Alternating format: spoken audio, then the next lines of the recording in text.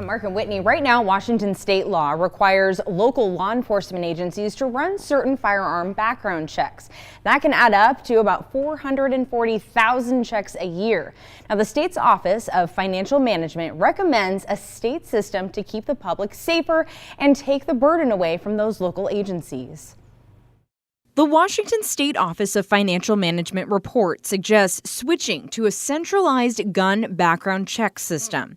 Instead of local law enforcement agencies, it recommends Washington State Patrol runs the system. The report suggests this would streamline checks in a few ways. One, by automating the state-level background check, this would reduce the average wait time before a transfer is approved or denied. The report also says the new system would simplify the process for firearms dealers by establishing a single contact for all checks. To implement the centralized system, the report suggests about an $18 per check fee.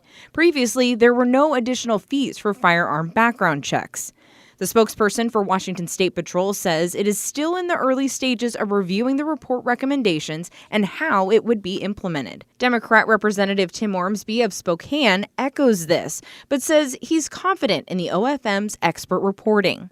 Republican Senator Mike Patton of Spokane Valley says he supports the idea, but he says the $18 per check fee is not necessary. There is record revenue that's come into the state due to the booming economy. And so there's, in my mind, not a need. This should be a high enough priority if it's going to be done that we don't have to do it with additional fees. Spokane firearm dealer Jeremy Ball says this is a terrible idea.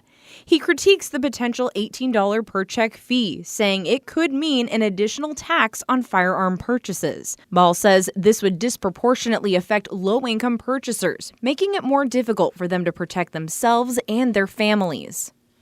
Now, Mark and Whitney, that $10 fee that we mentioned would go toward the overall cost of this program, which could be more than $10 million a year. Okay, so I guess the question is, what's the next step in the process? Right, your question. So Senator Patton says we could see this report move forward in the upcoming legislative session in the form of a bill or be presented as part of the state budgets. We'll have to keep an eye on what happens there. Thanks very much, Amanda.